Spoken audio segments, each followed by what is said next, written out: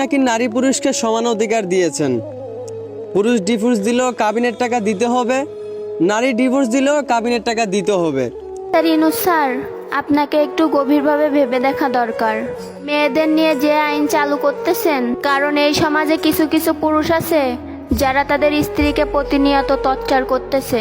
তাহলে আমাদেরকে যে আল্লাহ বানাইছেন, উনি যে বলতেছেন নারী পুরুষ আলাদা আলাদাভাবে চলতে হবে।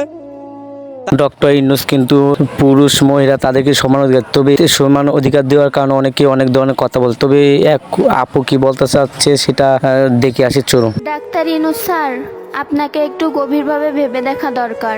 মেয়েদের নিয়ে যে আইন চালু করতেছেন, কারণ এই সমাজে কিছু কিছু পুরুষ আছে যারা তাদের স্ত্রীকে প্রতিনিয়ত টর্চার করতেছে। এখন আপনি যে আইনটা চালু করতেছেন, একবার কি ভেবে দেখছেন এই সমাজে অনেক নারী আছে পারতেছে না সুখে সংসার করতে, আবার তার বাবার আর্থিক অবস্থা দেখে পারবে না কিছু করতে। তাহলে ওই মেয়েটা কি সারা জীবন টর্চারই সহ্য করে যাবে?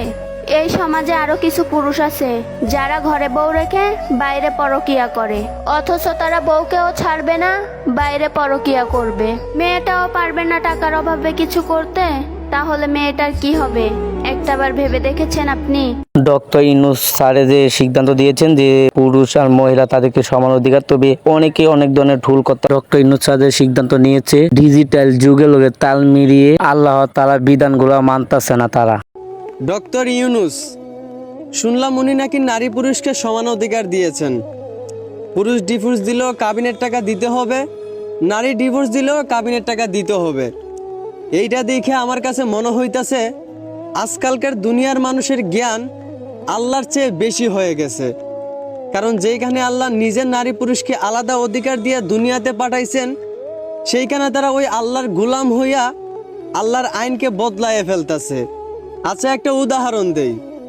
সারা জীবন দেখে আসছি মানুষ গরু দিয়া জমিনে আল দিছে।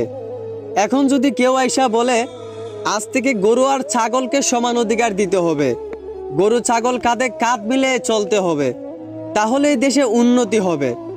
এখন আপনারাই বলেন, গরু আর ছাগল কি কখনোই কাঁধে কাঁধ মিলে চলে জমিতে আল দেওয়া সম্ভব? এতে কি জমিনের মালিকের লাভ হবে? কখনোই না, বরঞ্চ জমিনের মালিকের ক্ষতি হবে। কারণ কখনোই গরু ছাগল কাঁধে কাঁধ মিলিয়ে চলতে পারবে না, কারণ গরুর জায়গা একটা, ছাগলের জায়গা আর একটা। ঠিক তেমনি একটা নারী আর একটা পুরুষকেও যদি সমান অধিকার দেওয়া হয়, তাহলে কখনোই দেশে ক্ষতি ছাড়া লাভ হবে না। কারণ আল্লাহ জন্মগতভাবেই নারী আর পুরুষকে আলাদা আলাদা অধিকার দিয়ে দুনিয়াতে পাঠাইছেন। সেইখানে আপনারা বুঝদারি কইরা নারী পুরুষ সমান অধিকার দিতেছেন। এর মানে কি বুঝাইতে চাইতেছেন? আল্লাহর চেয়ে আপনাদের জ্ঞান বেশি? মনে রাখেন, বেশি বুঝদারি কিন্তু ভালো না। এই ভিডিওটা দেখার পর আপনাদের কি মনে হয় যে তারা যে কথাগুলো বলছে এগুলো কি সঠিক কিনা? আপনাদের অবশ্যই বিস্তারিত কমেন্ট করে ভিডিও বেশি বেশি করে শেয়ার করুন। এই ভিডিওতে বিদায় নিতে হবে, পরবর্তী ভিডিওতে। খুদা হাফেজ।